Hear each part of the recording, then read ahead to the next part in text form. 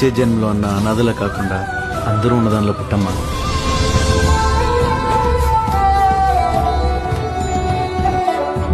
రే భాష, నువ్వేంట్రా?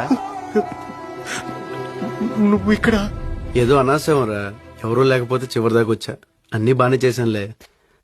అమ్మకి తెలిసి చాలా ఆనందపడద్దురా. నువ్వు ఆవిడ్ని చూడలేదా? లేదురా. ఆవిడే మీ అమ్మరా? మా అమ్మేంట్రా? మా అమ్మేంటి? అసలు మా అమ్మ చచ్చిపోతా? నీకు వెతకడం కుదరకపోతే వదిలే, నేను వెతుక్కుంటా. మా అమ్మ చచ్చిపోయిందంటావేంట్రా? ఏంటన్నా ఈ పెచ్చిన కొడుకు? ఆడికి ఏం మాట్లాడాలో ఏం మాట్లాడకూడదో తెలీదా? ఆవిడ మా అమ్మ అంటాడేంటనా? అసలు మా అమ్మ ఎందుకు చచ్చిపోతానా? నరకం పగవాడి కూడా రాకూడదు.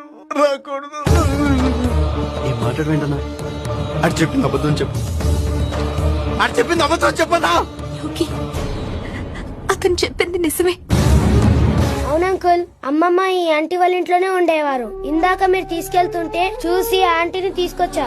ఇదిగో మీ అమ్మగారు తెచ్చుకున్న వస్తువులు, ఉత్తరాలు.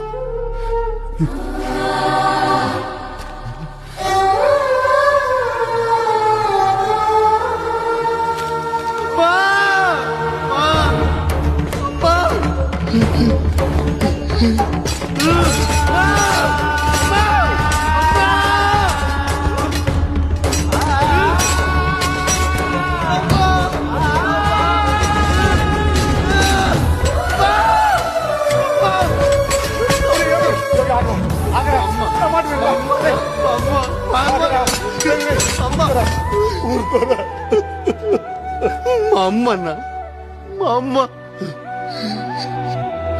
అన్నా, గత జన్మలో చేసిన పాపాలు ఈ జన్మలో తగులుతాయంటారు.